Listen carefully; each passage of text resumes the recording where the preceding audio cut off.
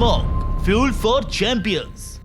कैसरगंज सांसद बृजभूषण शरण सिंह एक बार फिर से चर्चा में आ गए हैं और इस बार भी चर्चा का विषय मुंबई से जुड़ा हुआ है। बस मुद्दा थोड़ा सा अलग है, क्योंकि इस बार उन्होंने बातों बातों में ये कह दिया कि अगर शिवसेना बीजेपी से खुद आकर नहीं जुड़ती तो उसका अस्तित्व खतरे में है।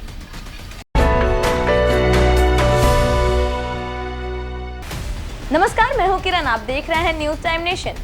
कैसरगंज सांसद आज सुल्तानपुर पहुंचे और यहां भी उन्होंने मुंबई की सत्ताधारी पार्टी को घेरे में लिया और अपने तीखे शब्दों से ये तक कह दिया कि अगर शिवसेना खुद नहीं संभली तो उसके अस्तित्व पर ही सवाल उठने लग जाएंगे। दरअसल सांसद बृजभूषण शरण सिंह दिवंगत पूर्व विधायक सूर्यभान सिंह के आवास पर उनके परिवार से मिलने गए थे। इस दौरान मीडिया से रूबरू होते हुए उन्होंने अपने और सूर्यभान सिंह के रिश्ते के बारे में भी बात की। आज स्वर्गीय हो गए सूर्यभान सिंह जी से हम लोगों के हमारे बड़े अच्छे संबंध थे और हमने भी बहुत संघर्ष किया है और ये संघर्षशील व्यक्तित्व था इनका।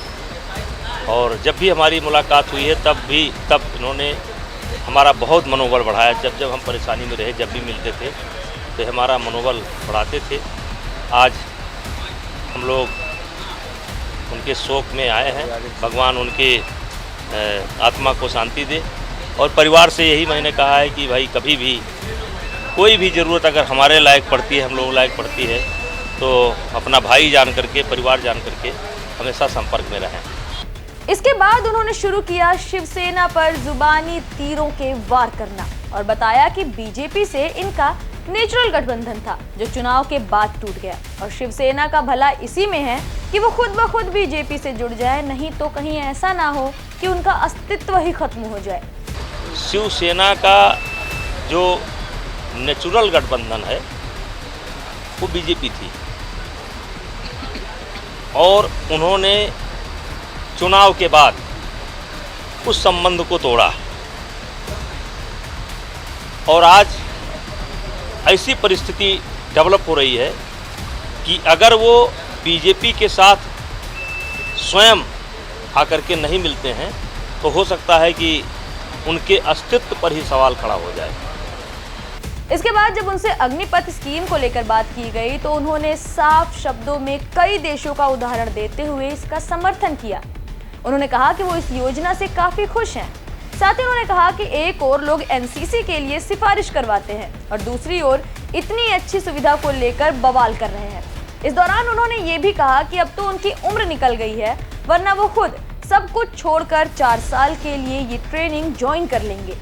ये मैं एक सांसद के नाते नहीं, इस देश का नागरिक होने के नाते मैं कह रहा हूँ। ठीक इसी प्रकार से योजना इजराइल में लागू है, किर्गिस्तान में लागू है, कजाकिस्तान में लागू है, रसिया में लागू है, सारी जगह जो भी देश है सब में लागू है और उसी की एक तरीके से नकल कह लीजिए। और मैं बार बार ऐसा कहता था कि कोई ऐसा होना चाहिए कि बूढ़े बीमार को छोड़ करके हर आदमी को एक्सरसाइज कंपलसरी किया जाए। ये योजना बहुत ही सराहनीय है। अन्य देशों में भी यह योजना है, लेकिन ट्रेनिंग है, पैसा नहीं है। ट्रेनिंग है लेकिन पैसा नहीं है। मैं बच्चों से ये कहना चाहता हूँ कि 4 साल जब आप सेना के देख रेख में तपी तपाई जिंदगी जिएंगे, कैसे सोना है, कैसे उठना है, कैसे बैठना है, कैसे ट्रेनिंग होती है, तो आप इस देश के विशेष नागरिक बन करके लौटेंगे। फिर भविष्य आपके हाथ में है और ये बहुत ही अच्छी योजना है। मेरी तो उम्र ज़्यादा हो गई, अगर हमको भर्ती करावें तो मैं सब कुछ छोड़ करके 4 साल की ट्रेनिंग करने के लिए तैयार हूँ। सांसद से जब नुपुर शर्मा से जुड़े सवाल किए गए तो उन्होंने इस टॉपिक पर कुछ भी बोलने से मना कर दिया। उन्होंने कहा कि ये उनका विषय ही नहीं है। इसके बाद उन्होंने अपने एक वायरल वीडियो का जिक्र करते हुए पार्टी के लिए अपने झुकाव को कुछ शब्दों से जाहिर किया।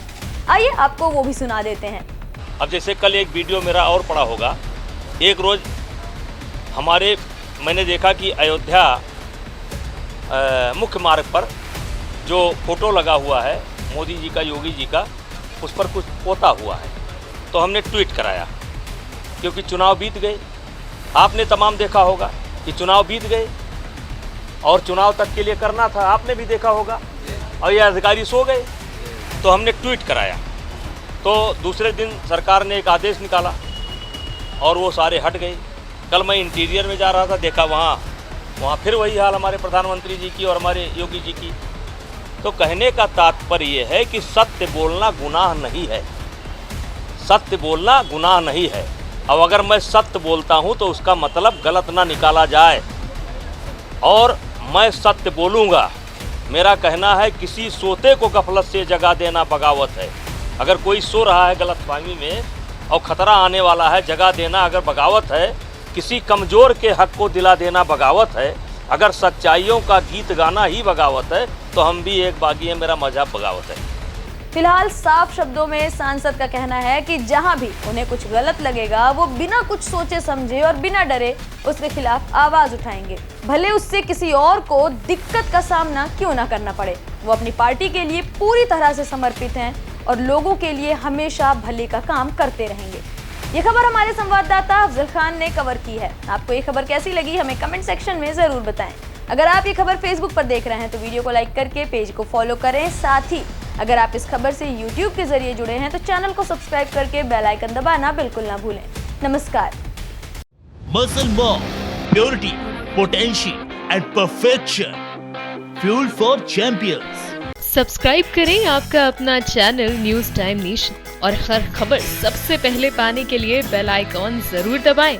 और हाँ, खबरें पसंद आ जाएं तो लाइक और शेयर करना ना भूलें।